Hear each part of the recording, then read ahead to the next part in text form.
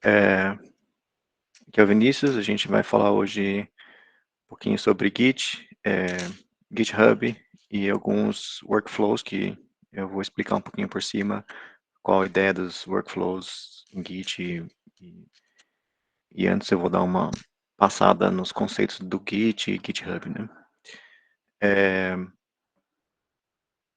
Se vocês tiverem qualquer pergunta, posta aqui no chat ou pode me interromper ou levantar a mão e a gente para e responde na hora. Hein? Então, vamos lá. Eu tenho uns slides, eu vou compartilhar minha tela inteira, mas eu vou usar os slides só para me guiar um pouco, e porque eu não gosto de ficar desenhando na hora também, mas se tiver muito pequeno ou muito ruim de enxergar, vocês me falam. Eu vou também tentar mostrar algumas coisas em tempo, quando chegar a hora de mostrar uns demos, eu mostro no GitHub. Eu vou usar aqui tanto a linha de comando quanto a interface do GitHub, para quem já usou, né, ou para quem usa a linha de comando também. Alguns conceitos ficam mais fáceis de visualizar na linha de comando e a interface do GitHub esconde bastante coisa, assim, facilita, né, na verdade, a vida de quem está usando, mas como eu programo um pouquinho mais de tempo e antes da interface do GitHub existir, né, então eu já estava mais acostumado com a linha de comando. Então, às vezes eu sinto falta de algumas coisas e prefiro a linha de comando no geral.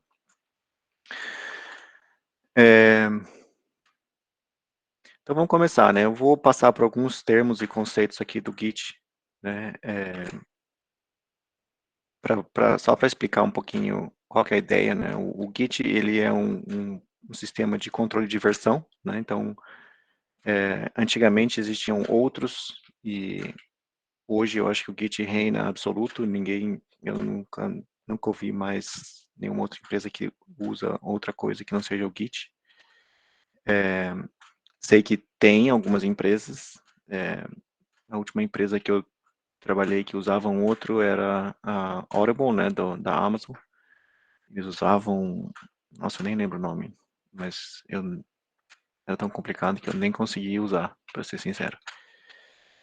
Mas o Git, o controle de versão, ele vem para ajudar a gente a controlar o estado, né? Então, imagine que você tem um código e você quer mudar o código e você não quer perder o que você já fez até agora, né? E, tipo, se você fizer uma alteração e quebrar, você quer poder, de uma forma fácil, voltar para onde você estava e também você quer rastrear as mudanças, né? Então, em empresas grandes, eles usam isso, empresas grandes, empresas pequenas, enfim, no geral, é sempre bom você ter uma maneira de rastrear o pacote final do seu software que foi gerado por por um, por um commit, né? Por um estado de código, né? Para que você possa regerar, se você quiser, esse pacote que foi gerado, ou se você precisar corrigir um bug ou fazer alguma coisa, você sempre tem uma maneira de voltar para o código-fonte, alterar ele, gerar um novo pacote e seguir dali, né? Então eu vou falar um pouquinho mais sobre isso quando a gente chegar na parte dos fluxos, mas a ideia do controle de versão é você ter esse poder de viajar no tempo aí, né? Você pode ver a evolução do seu código, e controlar isso também, né? Então, o principal objetivo do Git é controlar o estado, né? Então, você pensa lá que você tem um diretório, que tem os seus arquivos, né? Então, eu chamo isso de estado. Eu vou te explicar um pouquinho mais para frente por quê, porque o Git controla não só commits, né? Mas o commit é um tipo de estado, mas ele tem vários outros tipos de estado que ele também controla, né? E o estado é identificado por um hash, né? Então, um hash vem lá da criptografia, não sei se podemos falar disso numa outra sessão, mas o hash, ele basicamente lê todos os bytes do estado atual, e aí ele gera esse hash que identifica univocamente esse estado, né? Uma palavra bonita aí. Mas essa identificação, se você muda um arquivo e recalcula esse hash, ele vai gerar um novo um novo hash, né? Então, ele é único e você pode calcular ele a partir dos arquivos que você tem. Então, toda vez que você recalcula isso, o hash muda.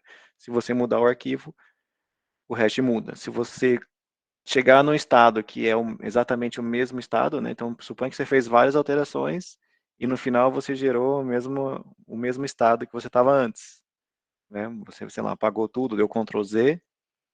Quando você pedir para o Git checar o estado, ele vai ler os bytes, vai ver que são os mesmos, vai gerar o mesmo hash e vai falar, nada mudou, né?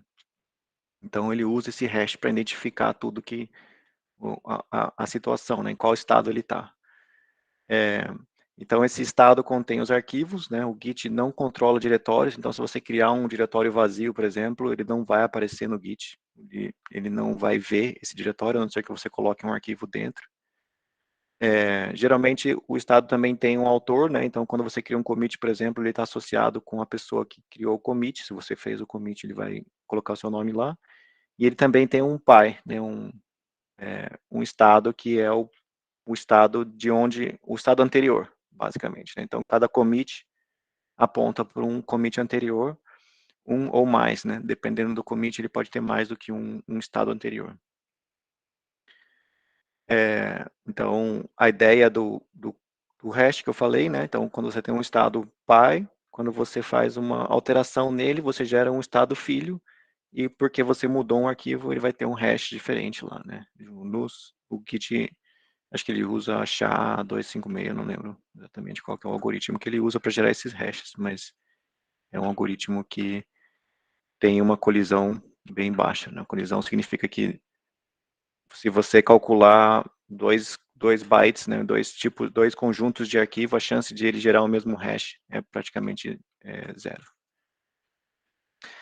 Então, esse é o conceito mais básico do Git, né? Aí depois tem os commits, né? Como a gente falou, como eu estava falando, o repositório ele tem um conjunto de commits, né? O commit, cada commit desse é um daquele estado que contém toda a sua árvore de arquivos e todas as informações com o hash de cada daquele conjunto de arquivos, com a data que aquele commit foi gerado, com o autor e tudo mais, né? Então também tem um apontamento para o anterior. Então, se você criou o primeiro commit lá, quando você cria o repositório, ele não tem nenhum pai, mas depois todos os outros commits vão ter um pai. E alguns commits, como esse commit que eu chamei de commit de merge aqui, né, ou traduzindo para o português de mescla, né, ele tem dois pais, né? Então, às vezes, quando você faz um merge de um pull request, por exemplo, ou quando você faz um merge de duas branches no Git, eu vou falar sobre tudo isso ainda, mas não se desesperem. Você tem um commit que vem de dois pais diferentes. Eu falei um pouco não, só mencionei a questão da branch, né, das ramificações. Então, no Git, a ramificação, né, ou a branch, ela segue uma linha da hierarquia, né? Então, se você tem, por exemplo, esse commit aqui, ele vem de duas branches, né? Então, se você pega esse commit aqui, você vai seguir o pai dele, o pai dele, o pai dele, esse fundo verde aqui que eu coloquei é uma branch, né? E esse fundo amarelo aqui é uma outra branch. Então, toda vez que você tem um commit que você consegue seguir o pai, o pai, o pai, você vai ter uma ramificação do seu código, né? Então, a gente chama isso de branch, né? No Git, a gente identifica essas branches por nome, né? E a identificação da branch, né, o nome da branch, é nada mais do que um ponteiro para o último commit que a branch tem. Então, por exemplo, você fala, a branch A aqui, ela aponta para esse commit. E se você olhar lá no Git, né, você vai ver que ele tem um arquivo de texto chamado branch, né, com o nome da branch que você tem, e dentro desse arquivo a única coisa que ele tem é o SHA do commit para qual ele aponta. Então, é assim que ele controla as branches, e isso foi uma das coisas que mais chamou a atenção no Git, né, porque antigamente os outros sistemas de controle de versão, eles faziam cópias inteiras da branch para conseguir manter a branch intacta, né? E o Git revolucionou isso porque as branches são extremamente leves, né? Como é só um apontamento, você cria ela bem rápido e bem fácil.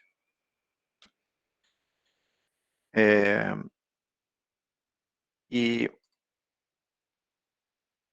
para complicar um pouquinho mais aí os termos e os conceitos, né? A gente tem, além das branches, no Git, quando você está trabalhando no Git localmente, ele tem o que a gente chama de working tree, né? Então, o working tree nada mais é do que a árvore que você está, né? Tipo, o que você tem lá no seu editor de texto é o que ele chama de working tree, né? Então, se você não tiver nenhuma alteração no seu código, o working tree está vazia.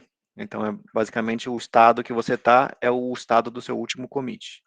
Ele nem considera. Então, por exemplo, eu estou aqui com o Visual Studio Code aberto num código aqui da Revolu, né, que é um single page application que a gente tem, e eu não tenho nenhuma alteração. Então, eu estou na interface do GitHub aqui, você vê que eu tenho nenhuma mudança, né? Eu estou na branch main, né? Então, e eu fiz já o fetch, então ele já tem a última versão do código aqui local. Isso significa que o meu working tree, né, minha árvore onde eu estou trabalhando, está vazia, né? Eu poderia, por exemplo, vir aqui e mudar esse arquivo. Então, sei lá, vou mudar uma versão aqui, uma coisa aleatória. Não tem nenhum objetivo, a não ser fazer a demonstração do Git. Mas agora, você vê aqui que eu tenho uma mudança, né? Então, ele detecta automaticamente que eu mudei. Então, a minha mudança é aqui no GitHub ele exibe como um diff, né? Então isso aqui que você vê nesse painel da direita é o que a gente chama de diff. Diff é basicamente a diferença entre a versão anterior e a versão atual. Então, no meu caso, a versão anterior é o último commit que eu tenho, que é esse commit aqui, que foi feito pelo Marco. Esse aqui é o hash do commit, né? Você tem um autor, tem todas as mudanças que ele fez aqui, ele só mudou a versão da nossa biblioteca, e, e o nome da branch de onde ele veio, né? Então, ele era um merge, então ele tem 2 pais também. Então, aquele é meu último estado, né? Então, basicamente, se você olha aqui, esse merge commit é aquele commit lá. E agora, no meu working tree, como eu mudei um arquivo, o package.json, meu working tree não está mais vazio. Ele está aqui mostrando os 5 aqui, né, mostrando que eu mudei o 5 para o 6. Na linha de comando, você consegue identificar isso com o comando git status, né? Então, ele vai mostrar para você aqui, e ele vai falar uma coisa diferente lá do GitHub, né? Ele está falando para você, você não tem nenhuma stage, né? Então, todas as mudanças que você estão no seu working tree. Então, tá vendo? Se você quiser descartar essas mudanças, você pode executar esse comando e ele vai voltar para a versão anterior. Aqui ele menciona uma coisa que é o staged, né? Então, o Git também tem um outro estado que a gente chama de staging, né? Então, é um lugar onde você pode armazenar mudanças temporariamente. E é onde você coloca as suas mudanças antes de você fazer o commit. Então, o stage é onde você está preparando, basicamente, as mudanças para o seu commit. Na interface gráfica do GitHub, isso não aparece, né? Você pode fazer o commit aqui direto. Se eu fizer uma descrição aqui e fizer um commit aqui, ele vai direto, não vai falar nada de staging, não vai falar nada de nada. Mas aqui, se eu, por exemplo, vier aqui no GitHub,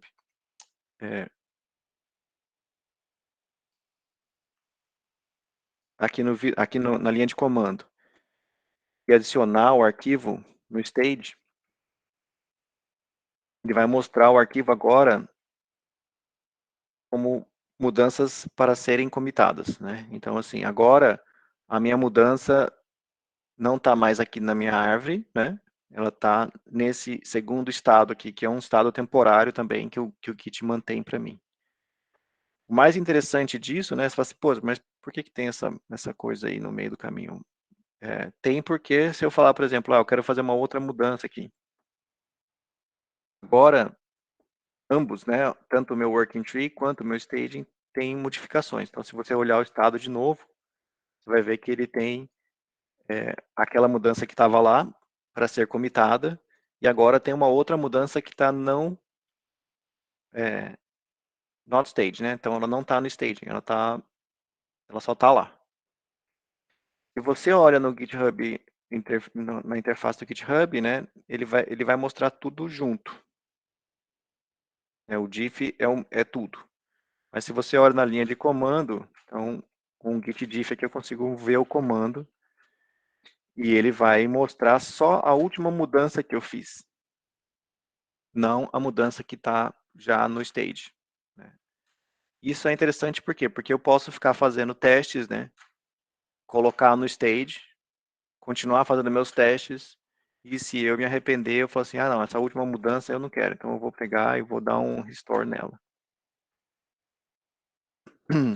E aí você vai ver que ele continua com o stage modificado, mas o working tree agora está vazio, né? Então aqui no GitHub na interface você vai ver que ele voltou para a mudança que estava antes, que é só de 5 para o 6 lá. Aqui eu também posso reverter as mudanças, né? Então eu posso vir aqui e falar assim, eu quero voltar em uma mensagem muito assustadora, porque realmente se você fizer isso, você perde o seu trabalho.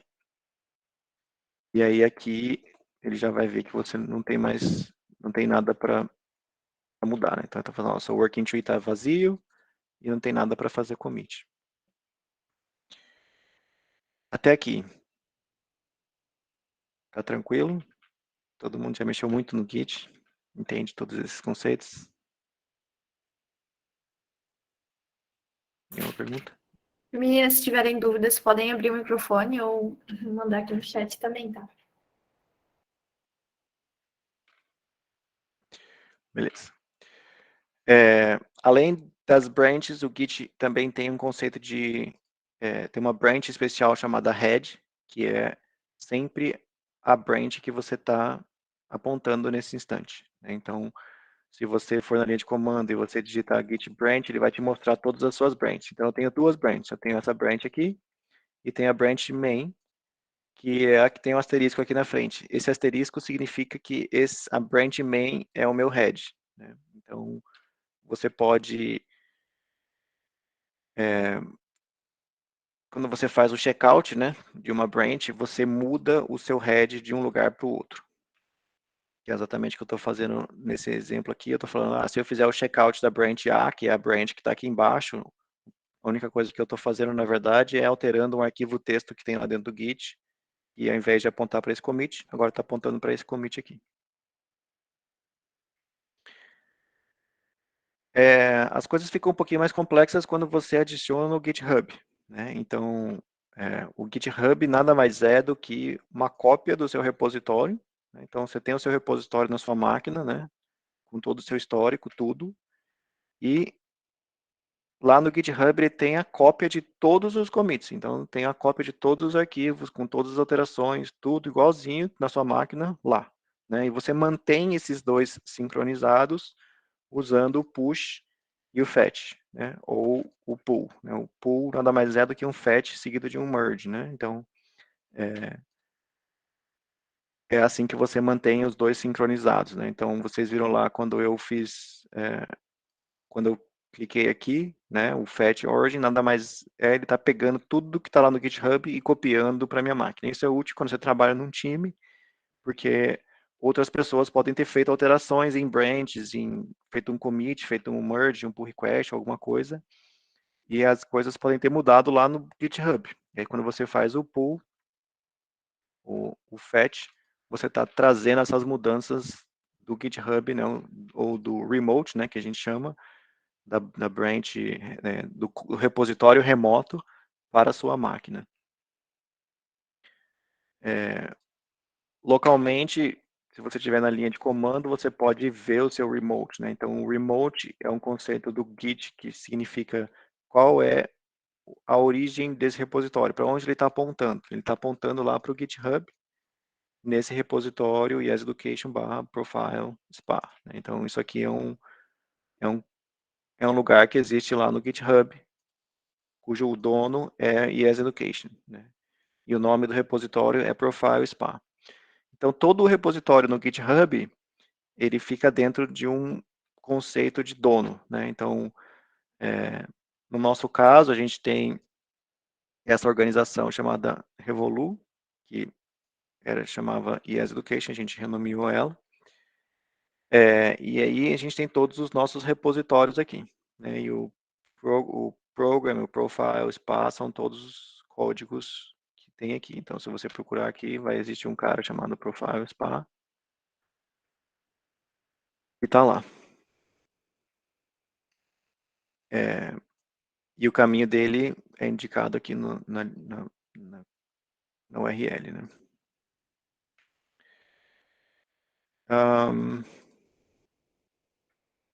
Um outro conceito também que existe no GitHub é o conceito de fork, né? Então, se você já trabalhou com open source ou com outras organizações que têm código em outros donos, né?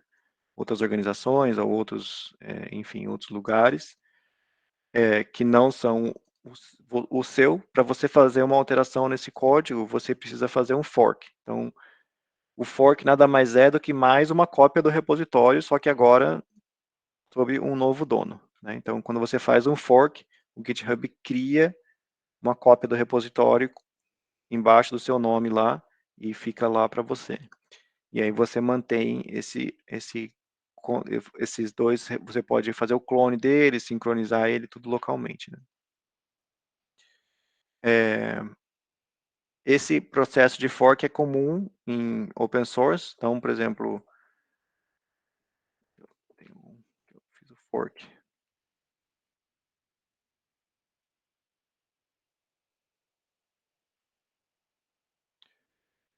Esse é um repositório de um amigo meu. Estava se voluntariando para ajudar pessoas desprivilegiadas, né, ou as fontes, as pessoas de classes desprivilegiadas para tutoriais e, enfim, e eu fiz um pull request para ele. Só que como ele é o dono do repositório, para fazer uma alteração, eu tenho que fazer o fork do repositório dele. Então você vê que o meu repositório está sobre o meu nome, mas o repositório dele fica embaixo do repositório dele lá, do nome dele, né, da organização que ele criou, né?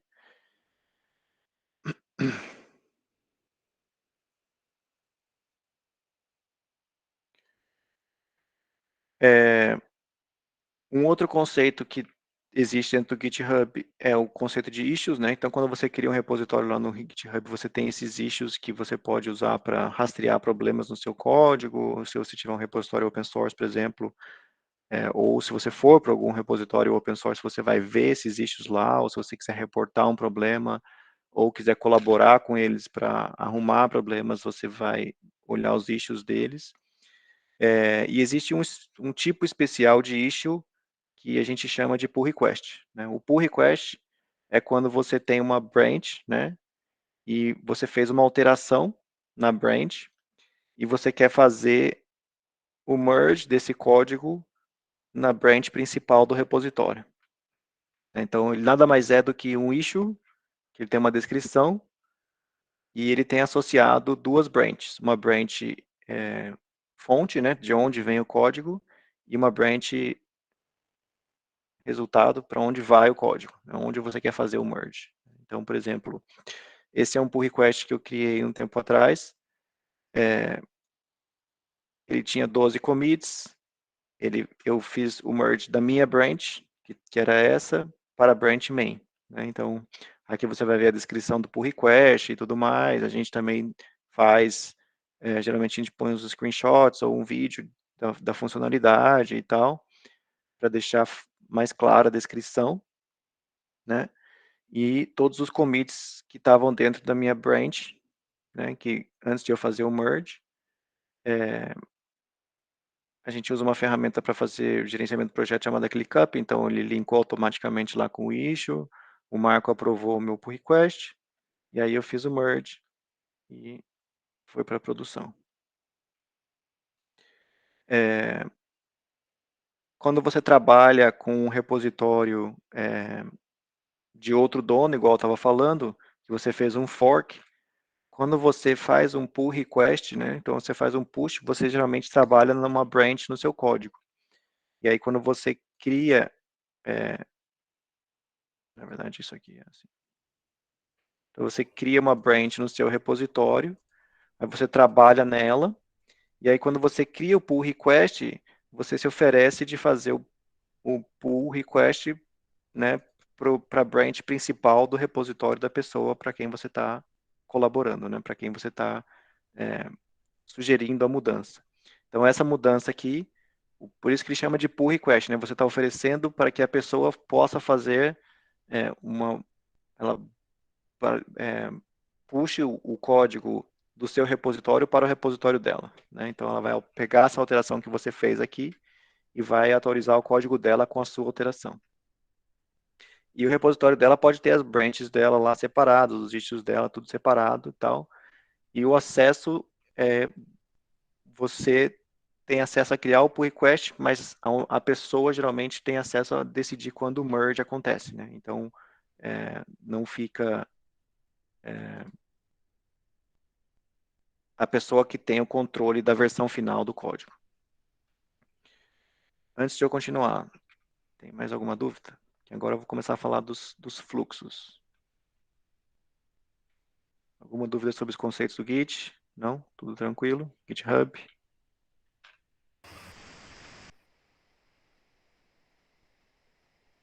Pode falar, Marco. Essa é só uma coisa para ficar claro, a única pessoa que pode fazer o merge é o dono, né? É o dono do repositório que criou o repositório. Ou eu, como dono B, tendo o mesmo, sei lá, faz conta que eu também sou owner daquele projeto, daquele repositório dentro da organização, eu também posso fazer o merge, ou eu tenho que esperar o approve de todo mundo dentro da org ou da pessoa que criou o repositório primeiro. Isso é a pessoa que é dona do repositório que controla, né? Ela pode escolher quem ela vai dar acesso a esse repositório. Por exemplo, ela poderia fazer você. Suponha que eu tenho um repositório com um código lá que você quer contribuir. Aí eu poderia colocar você como editora lá no repositório. Então você poderia fazer o push direto, né, para o código, ou fazer um pull request e você mesma fazer o merge, né? Na Revolu, você também, a gente trabalha dessa forma. Quem faz o merge é a pessoa que fez a edição. Então, todo mundo na organização tem acesso a fazer o merge. Mas a gente tem as restrições nas branches, né? Então, a branch principal nossa exige que o pull request seja aprovado, né? Então, eu vou falar um pouquinho sobre os processos daqui a pouco, mas basicamente você faz o pull request e o pull request não aparece como você não pode fazer o merge nele até que outra pessoa tenha revisado e aprovado o seu pull request, né? Então, no GitHub isso é tudo configurável, né? Você pode configurar quem tem acesso aos repositórios, quem pode fazer merge, em qual branch, tudo isso, né? Você configura as regras por branch. Entendi. E aí, quando faz o merge, já vai direto para produção ou não necessariamente?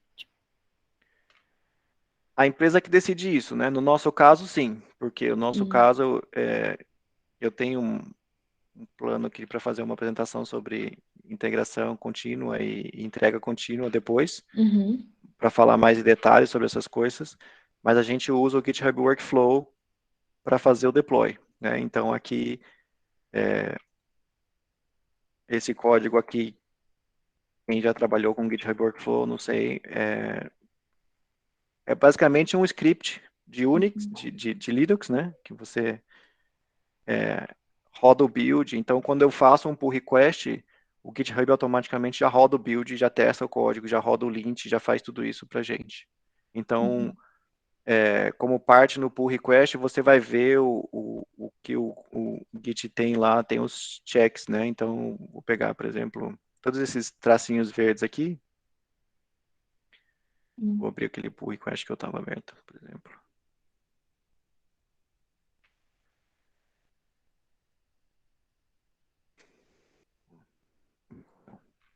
da UN aqui. Então, a UN fez a alteração. Assim que ela fez a alteração, a gente já roda o check aqui. Então, isso assim, antes de fazer o merge.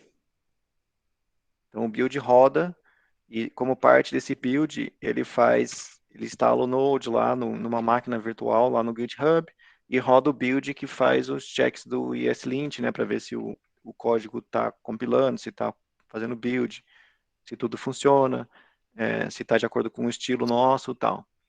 Depois, o Marco aqui aprovou, nesse caso, e assim que ela fez o merge, a gente tem um workflow que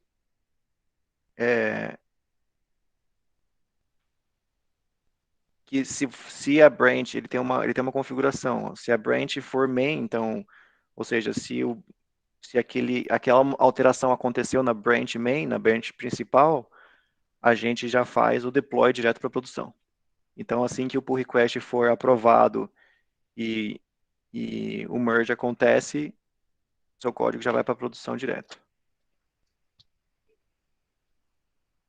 Mas isso depende da empresa, né? Depende de cada um. Eu vou falar um pouquinho dos fluxos agora, e aí vai ficar um pouquinho mais claro essa parte de Verdade. código, principalmente. Show. Obrigada. Mais alguma pergunta? Não? Sim? Então, escolhi uma. Vou seguindo. Se vocês quiserem, levante a mão ou pode postar no chat aí que eu vou respondendo. Então, o objetivo principal de a gente escrever código é entregar o código para o nosso usuário, né? Então, quando a gente escreve um programa, a gente quer que os nossos usuários usem o nosso código, né? Então, isso significa que toda vez que você escreve um pedaço de código, você vai fazer o deploy desse código, né? A instalação desse código em algum lugar, né? Se você estiver trabalhando com uma aplicação web, geralmente você vai ter uma máquina na nuvem ou um ambiente onde você faz o deploy, sei lá, um Cloud Run, um Heroku, ou, Firebase, alguma coisa onde você vai fazer o seu deploy.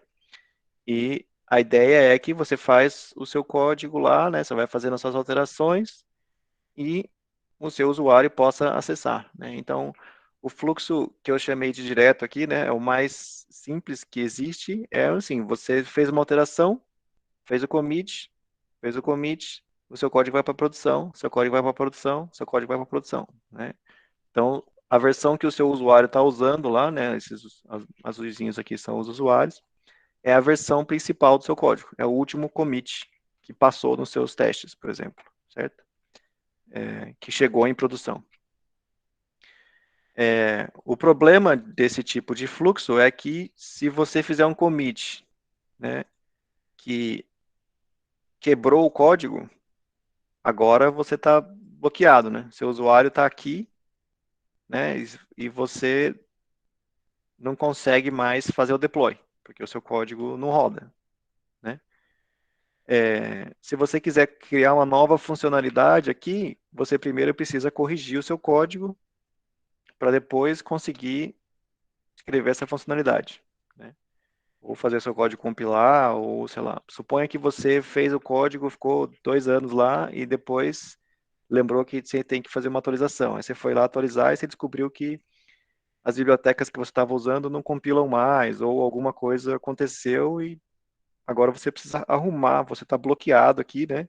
Até que você arrume esse cano aqui para você conseguir, né? Então, basicamente é um cano direto. Isso aqui é muito perigoso e eu só uso em projetos pessoais. E olhe lá, nem em projetos pessoais mais eu já uso, como uso o GitHub, é tão fácil, né, manter as branches e tal, eu já faço pull request nos meus próprios projetos pessoais também. Então, a ideia um pouco mais avançada é que você trabalhe com branches, né? Então, você tem aqui eu vou chamar essa branch aqui, cada tracinho vermelho desse aqui é uma branch, né? Então, você tem a branch principal lá, que é onde o seu usuário é o código, a última versão do código que foi para produção, né? Que é a versão que o seu código, que o seu usuário está usando, né? A última versão do seu código que o seu usuário está usando. E aí você decidiu começar a trabalhar numa nova funcionalidade, né? Então você vai lá, cria uma branch e faz os seus commits lá, né? Isso significa que agora você está desbloqueado, né? Se você quebrasse o build aqui, você ainda poderia pegar uma nova branch daqui e corrigir qualquer bug ou fazer uma nova funcionalidade a partir desse último commit aqui. Além do que, né, a ideia do feature branch, né, eu chamo isso de feature branch porque você coloca uma funcionalidade em cada branch, né, em cada uma dessas ramificações de código, né. Esse aqui é o fluxo que eu vejo mais sendo usado hoje em dia, né. Então, você cria uma branch para começar a fazer o seu código, e aí você coloca os commits lá, e quando o seu código estiver pronto, então tem o desenvolvedor A, né, ele cria um pull request, que é o que eu estava mostrando agora há pouco, e aí existe um outro desenvolvedor que vai aprovar esse fluxo, vai aprovar essa alteração, e assim que essa alteração for aprovada, acontece o merge, né, e aí você tem uma nova versão do seu código, e aí os seus usuários passam a usar aquela nova versão do seu código. A principal vantagem disso tudo é que você consegue paralelizar, né? Então, o desenvolvimento de funcionalidades, você consegue ter dois desenvolvedores trabalhando no mesmo repositório, em branches diferentes, cada um trabalhando numa funcionalidade completamente diferente, independente da outra. E se um desenvolvedor quebra uma das ramificações, ele só está bloqueando ele mesmo, né? Ele não está bloqueando mais ninguém, né? Os outros desenvolvedores conseguem continuar trabalhando e entregando funcionalidades independente um do outro.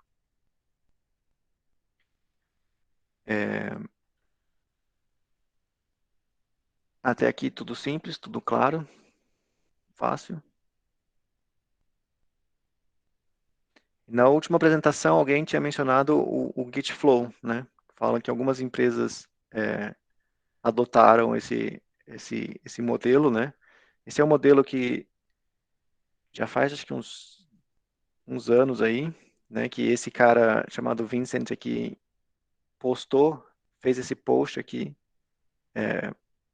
um tempão atrás, e sugerindo essa ideia, né, de controle de fluxo quando o Git ainda estava no começo, na verdade, e foi uma ideia muito adotada, né? O pessoal da Atlassian, né, que é a empresa que é dona do Bitbucket, eles até documentaram também o processo e documentaram umas outras sugestões e tal, e existe até uma linha de comando que você consegue instalar e estender o Git, né, para você usar ele localmente, então você consegue criar os fluxos, tá vendo esse Git Flow aqui? Ele, ele faz o trabalho complicado para você, né? E eu vou explicar o trabalho complicado, de onde vem, né, a complicação. Ele é um pouco mais complicado porque ele suporta alguns fluxos mais complexos, principalmente para empresas grandes que tem softwares mais complicados ou vários departamentos, por exemplo, departamento de teste, departamento de release, departamento de operações. Esses fluxos, esse fluxo suporta melhor esse tipo de organização, né? Então, a principal característica dele é que ele sempre tem duas branches, onde você mantém as versões do código, né? Então, você tem uma versão principal, que é a branch principal, né, que eu chamei de main aqui, que é esses meio vermelhos aqui, que é onde você faz o deploy para entregar para o seu cliente, né? Então, o código que vai para a produção sai dessa branch aqui. E aí você tem uma branch verde, que é a branch de desenvolvimento, ou também chamada de branch de integração, porque é onde você faz a integração de todas as funcionalidades, né? Então, se você vai criar uma nova funcionalidade, você cria a branch a partir dessa branch de desenvolvimento, aí você faz a sua alteração na branch, igual você faria no fluxo normal lá de de feature branch, né, de branch por funcionalidade. Você faz a funcionalidade, implementa ela, testa tudo local, aí você cria o pull request, só que ao invés de criar o pull request para a branch principal, você cria ela para a branch desenvolvimento. Aí depois que você faz o merge do seu pull request, quando vocês decidem, quando a empresa decide fazer uma release, né, quando decide pegar assim, olha, todas as funcionalidades agora a gente vai entregar para o cliente, aí eles fazem o processo de release que gera um commit na branch principal, na branch main, e aí fazem o deploy para produção, e aí o código chega no cliente, né, chega no usuário. Esse fluxo parece bem mais complexo, né? E ele é feito dessa forma porque para suportar coisas, por exemplo, em algumas empresas, antes de fazer a release principal, né? Antes de fazer o código que vai para a produção, às vezes eles têm que construir uma versão intermediária para configurar o ambiente, para configurar o código, para configurar número de versão, enfim, várias coisas que eles precisam fazer, testar de uma forma separada, independente e tal, ter um controle ter um controle mais vedado da branch de desenvolvimento, né? Porque se você tem uma organização que, sei lá, tem 50, 100 desenvolvedores que estão sempre subindo código para branch de desenvolvimento e você quer fazer uma release, você precisa basicamente parar o tempo, né? Você fala assim, eu não quero aceitar mais mudanças, eu quero ter o controle sobre o que está indo para produção. E aí você cria essa branch de release, faz as alterações que você precisa para preparar o código para produção, e aí você consegue isolar, né? Você cria esse ambiente isolado, testa tudo e cria a versão final que vai para produção a partir dessa branch separada, que é essa amarela aqui que eu chamei de branch de release. Então, esse é um dos fluxos que algumas empresas usam. Quando você precisa, por exemplo, fazer uma alteração ou configurar um ambiente ou fazer uma coisa mais complexa com o código que demora tempo, né? Às vezes esses processos de release podem demorar dias e às vezes semanas, dependendo da empresa. Pode ser que precise fazer testes ou outras coisas, a auditoria, análise estática de código, análise dinâmica de código, segurança, várias coisas que podem ser feitas nesse processo aqui e tem que ser garantido que o código esteja isolado de outras funcionalidades que vão entrar, né? Faltou uma seta.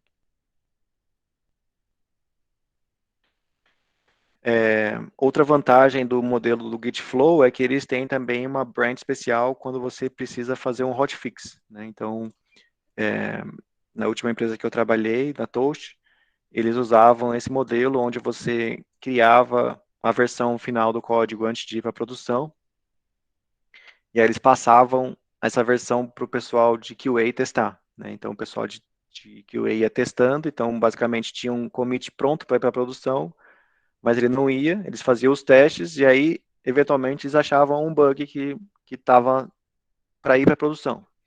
Ao invés de eles pegarem desenvolvimento, que já teve outras alterações, porque o time era grande, tinha acho que 150, 200 desenvolvedores lá, eles não conseguiam manter o código estável, né, nesse meio tempo. Então, como demorava 2, 3 dias para os testers testarem todo o código, eles faziam essa branch, né, separada por release, e aí, se você encontrasse um bug aqui, você tinha que criar uma branch para fazer um hotfix, né, então você fazia essa alteração, corrigia o bug. Depois que você corrigisse o bug, você fazia um pull request para a branch de release e para a branch de desenvolvimento, né? Porque essa alteração, essa correção tem que estar nos dois lugares. E aí você fazia o release a partir desse código já corrigido.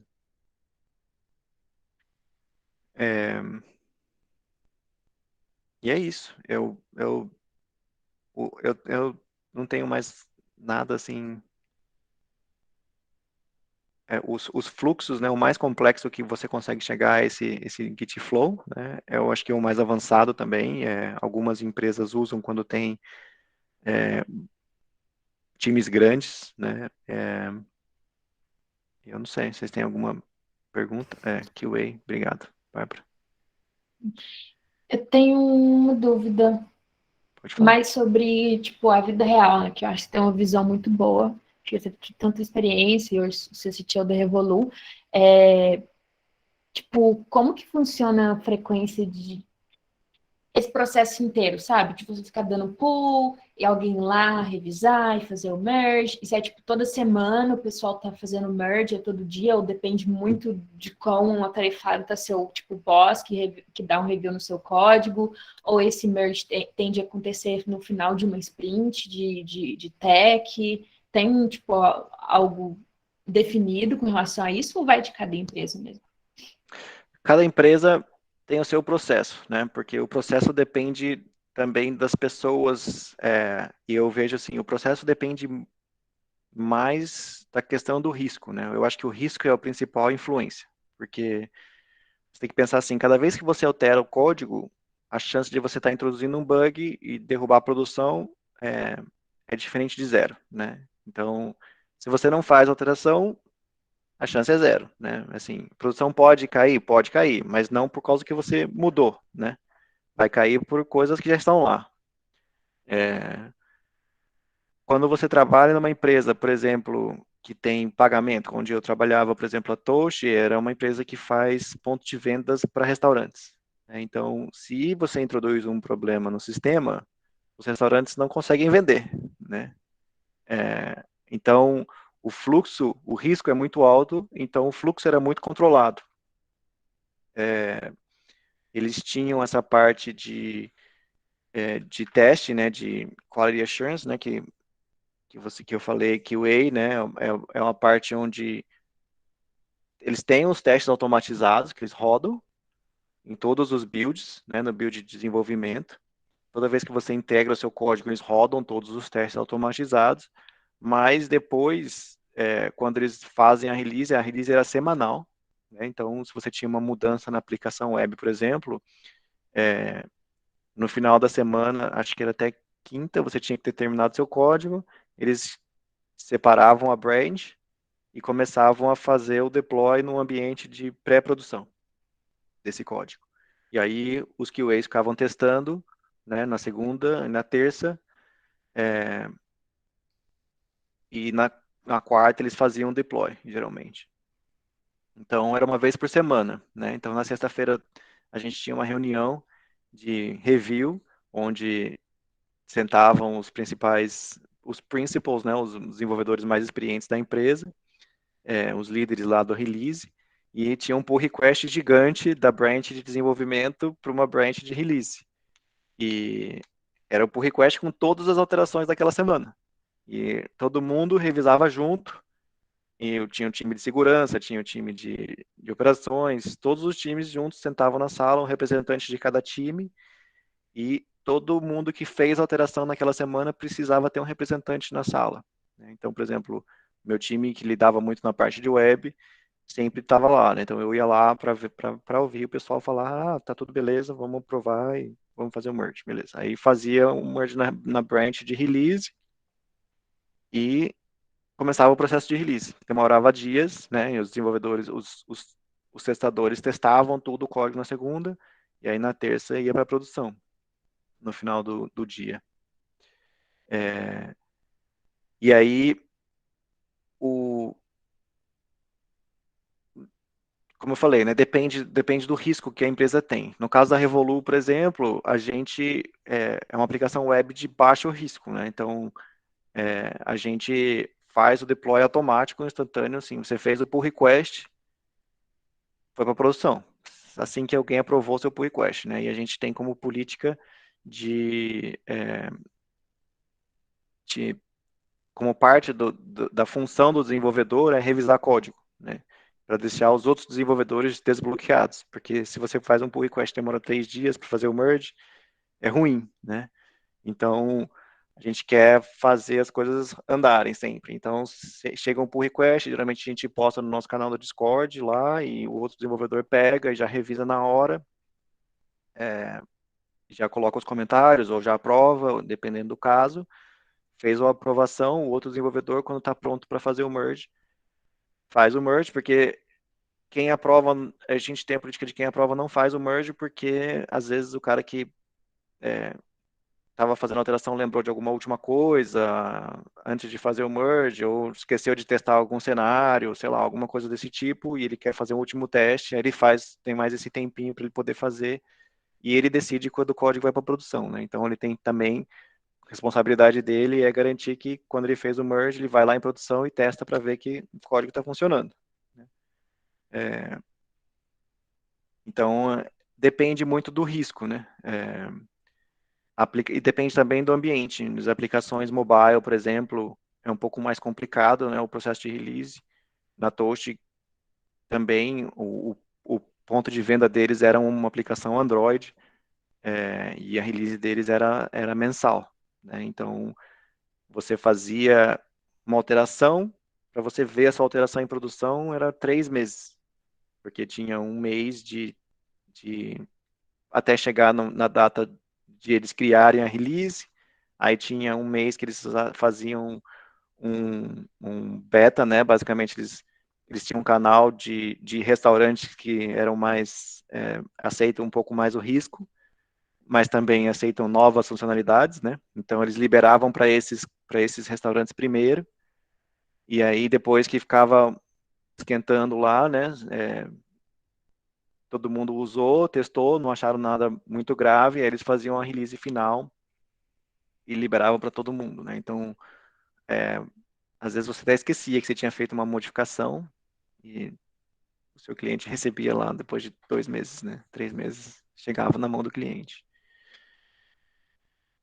Então varia muito, depende da empresa, né? Do risco, eu acho que e do fluxo também dos processos das pessoas envolvidas, porque tem complexidades aí que, né, quanto automação a empresa tem, né? A gente não tem testes manuais, então a gente faz teste tudo automatizado, e o teste que o desenvolvedor fez na máquina dele antes é responsabilidade do desenvolvedor garantir que o código está subindo tá top.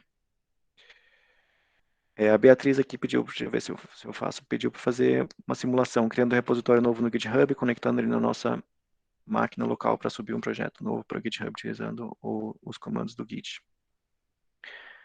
Posso fazer. Vou criar aqui. O Git é um repositório aqui para fazer um Hello World do Express.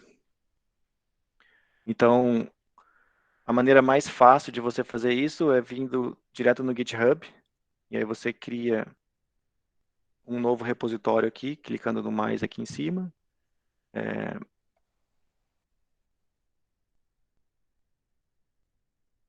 Ele vai verificar se está disponível. Então, eu vou criar aqui, público, não preciso adicionar nada. Você pode adicionar uma descrição.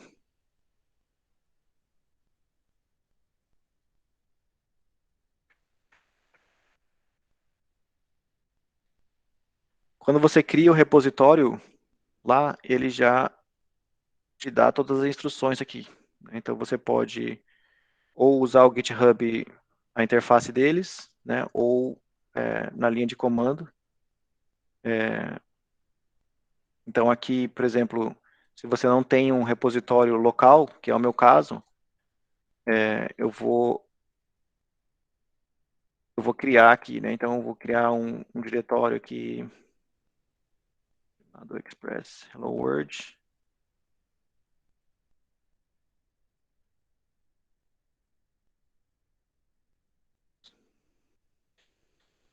E vou aqui dentro. E aí aqui ele está me dando um exemplo de como criar um README com um texto vazio, né? Só com um título aqui.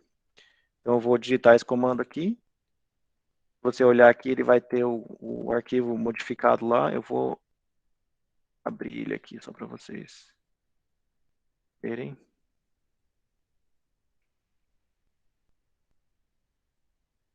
E até agora ele não é um repositório Git, né? Então ele é só um diretório com um arquivo dentro. Então eu vou dar um init aqui nele.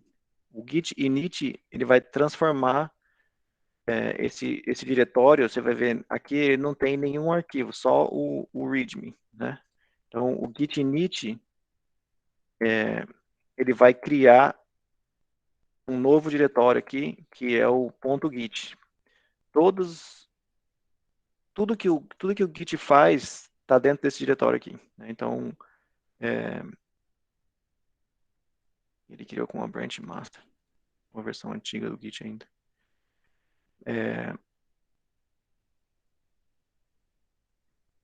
Aí eu vou adicionar esse arquivo. Então, ele vai mostrar aqui que esse arquivo está alterado.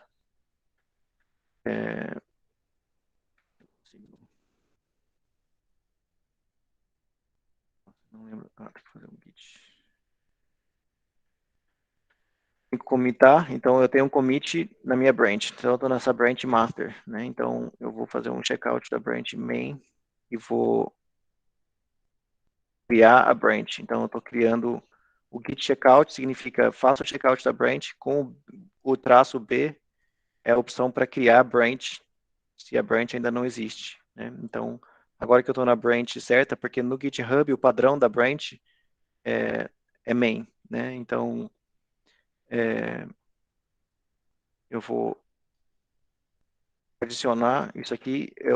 Se você olhar aqui, ele vai falar que eu não tenho nenhum remote, né? Então, desculpa, traço V, significa esse repositório meu local não está conectado com nenhum repositório remoto, né? Então, esse comando aqui, esse git remote add, ele conecta o meu repositório local com o meu repositório remoto.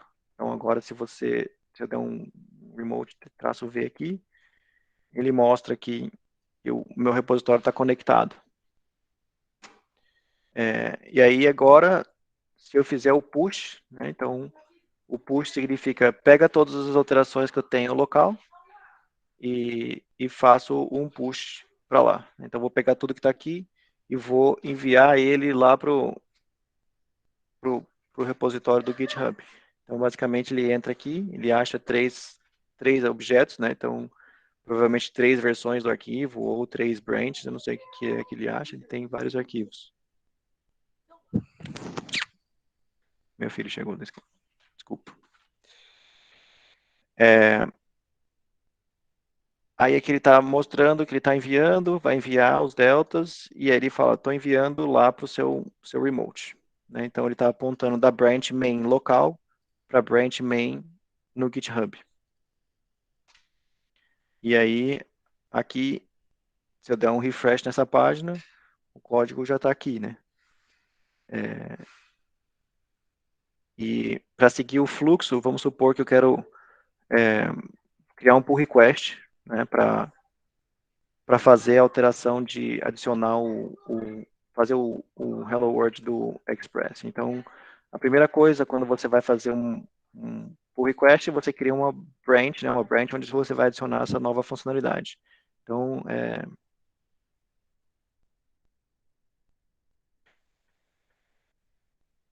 se você estiver usando algum projeto, algum sistema de ticket, por exemplo, na Revolut a gente usa o ClickUp, você poderia colocar o nome da branch aqui na frente e alguns sistemas automaticamente já linkam, então no sistema já mostra para você qual o código que está sendo associado com aquele ticket que você está trabalhando e tudo mais. Então, tem outras coisas, né? Depende da empresa, eles pode ter o padrão de nome de branch e tal. Nesse caso, eu vou só colocar um add hello world aqui, e aí eu vou começar a fazer as alterações. Então, primeira coisa, eu vou criar um repositório npm, traço y aqui para ele falar assim. Então, o que esse cara fez foi criar um package.json aqui para mim, né? Básico. E aí eu vou instalar o Express.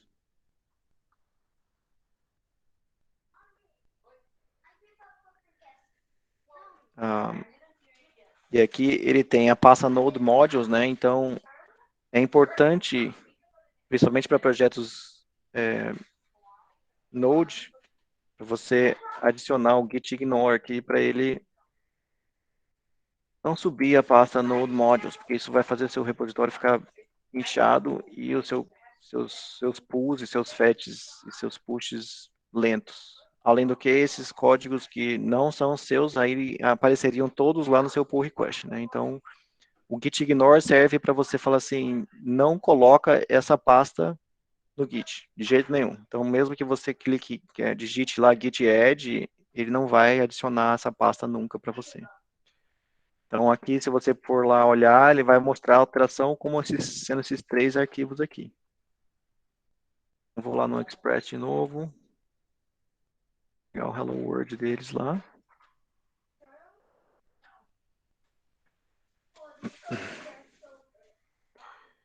Criar um arquivo index.js aqui.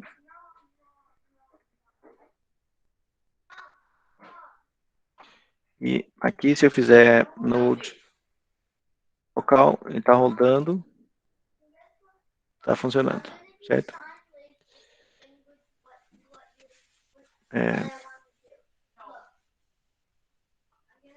Então, aqui eu tenho as minhas mudanças, né? Então, eu poderia, por exemplo, adicionar elas por aqui pela linha de comando, né? Então, o git add vai colocar elas no staging. Então, eu posso fazer arquivo por arquivo. Então, agora que você vê o meu staging está com um arquivo lá, ou os outros arquivos. Eu poderia fazer todos os arquivos de uma vez, falando git add ponto significa o diretório atual, né? Então, adiciona todas as mudanças que existem no diretório atual. Então, se eu fizer isso aqui, ele vai mostrar assim. E por último, você faz o commit. Então, o commit, o traço M aqui, ele vai te dar, colocar o texto que você colocar por último aqui como sendo a mensagem do seu commit, né? Então, desculpa, escrevo tudo acabo colocando minhas mensagens todas em inglês, mas aqui, se você der um git log, você vai poder ver o seu histórico, né? Então, aqui no histórico, ele vai mostrar para você que existem 3 branches apontando para esse hash, para esse commit aqui, né? Então, existe a branch origin remote. Origin é o nome do meu repositório remoto, né? Então, é o nome padrão que o Git usa para seu repositório remoto. Você pode ter mais de um repositório remoto, se você quiser. É raro esses casos, mas pode acontecer. Então, esse commit é a branch lá no GitHub, é a branch master que ele criou o padrão, e também é a branch main, que eu criei depois. E agora eu tenho esse outro commit, que foi que eu acabei de criar, onde está o meu head, né? Então, lembre que eu falei lá do commit especial, né? Onde eu estou. E também é a branch add hello world. Então, quando você faz um commit e você está numa branch, ele automaticamente vai movendo a branch para o seu commit mais novo. E vai mantendo a sua branch atualizada. Eu poderia fazer uma outra alteração aqui só para...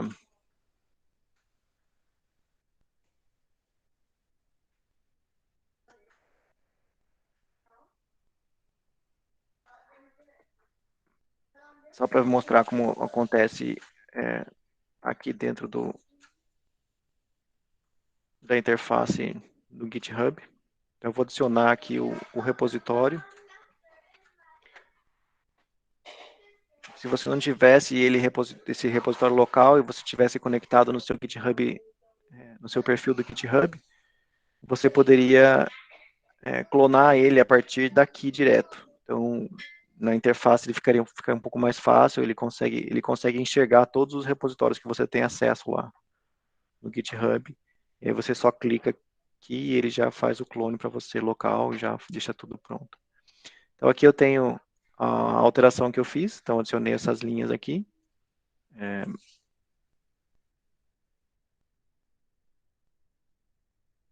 Eu faço o commit. E aí aqui, se você olhar o histórico, você vai ver os 3 commits aqui. O primeiro commit, as alterações e a alteração do README.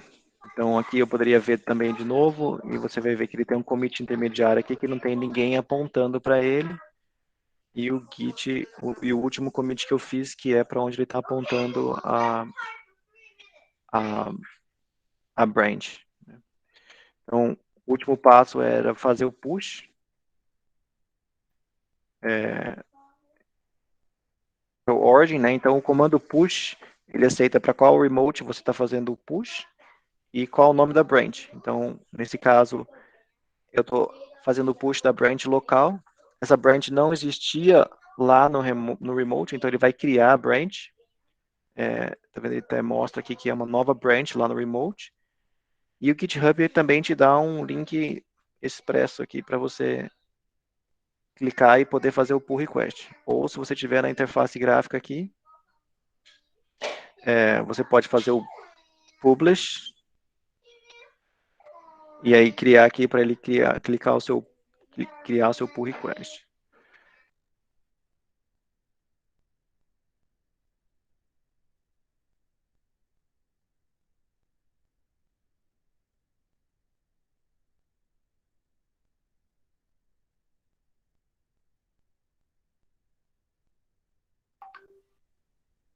Vinícius? Eu acho que caiu, viu? Ele caiu, mas ele, ó, voltou. Não, Vinícius, áudio. seu microfone tá no mudo. Vocês estão me ouvindo? Agora sim. Desculpa, eu apertei o botão e fechei o meu browser aqui. Espera aí só um minuto.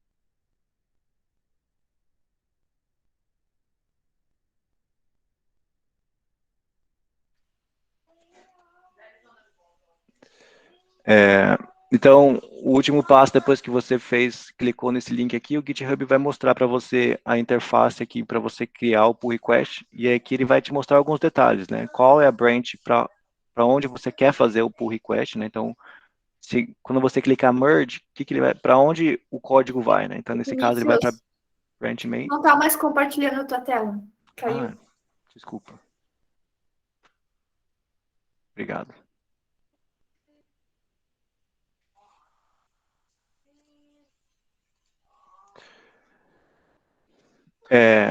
Na interface do GitHub, quando você clicar para criar o pull request, né? Então se você clicar nesse link que ele imprimiu na linha de comando aqui, ou na interface gráfica, se você clicar aqui no Create Pull Request, ele vai te levar para essa interface, e aqui ele vai te mostrar a branch que você está, né? Então a branch que eu acabei de fazer o push, e a branch para onde ele vai fazer o merge, né? Então, quando você fizer o pull request e fizer um merge, ele vai fazer o merge na branch main.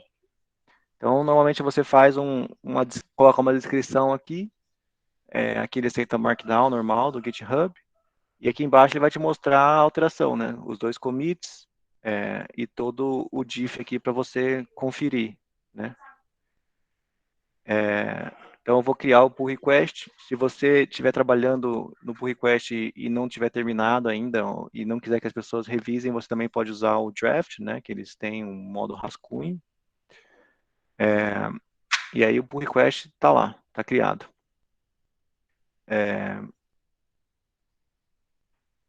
E aí o pull request está aberto, né? Significa que ele está pronto para ser revisado. Né? Alguém pode vir aqui, se a gente estivesse trabalhando num time juntos, alguém poderia vir aqui e revisar o meu código e ver as alterações, né? Então a pessoa consegue vir aqui e fazer o review, né? Então pode vir aqui, fazer o review, fazer um comentário, por exemplo, eu acho que, sei lá, alguma coisa desse tipo, fazer um comentário único ou adicionar um review final, revisou todos, e aí o fluxo, eu não posso aprovar meu próprio pull request, né? Mas eu posso fazer um comentário lá. Então, fiz um comentário. Aí ele vai mostrar o comentário lá, né? E fica tudo registrado no histórico do pull request, né? Então, você pode fazer alteração, fazer um novo push, corrigir o erro, continuar, né? E quando você estiver pronto, você clica no merge, aí ele vai perguntar, ele vai criar um pull request, ele vai criar um commit de merge aqui. Existem outros modos de você fazer o pull request, para algumas empresas pedem que faça rebase ou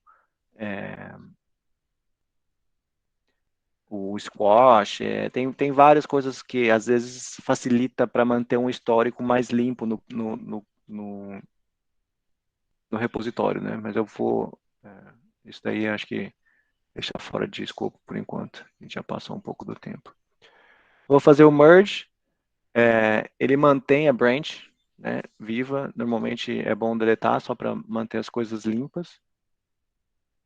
E aí, uma vez que você fez o merge, o código está lá, né? Então, agora, essa é a versão atual do código. Não sei se deu para atender, dadas as distrações extras aí, mas espero que tenha sido Deu instrutivo. sim, muito obrigada. Eu acho que a gente pode ir encerrando, né, gente? Já estamos chegando, já passamos aí da hora de alguns minutinhos. Nisso, Desculpa. mais uma vez, obrigado. Né? Imagina. Muito obrigada pela ajuda aí. Meninas, obrigada pela presença também. E segunda que vem a gente está de volta de novo. Obrigadão e boa Obrigado, semana. gente. Boa noite. Boa Imagina. semana. Valeu, tchau, tchau. Tchau.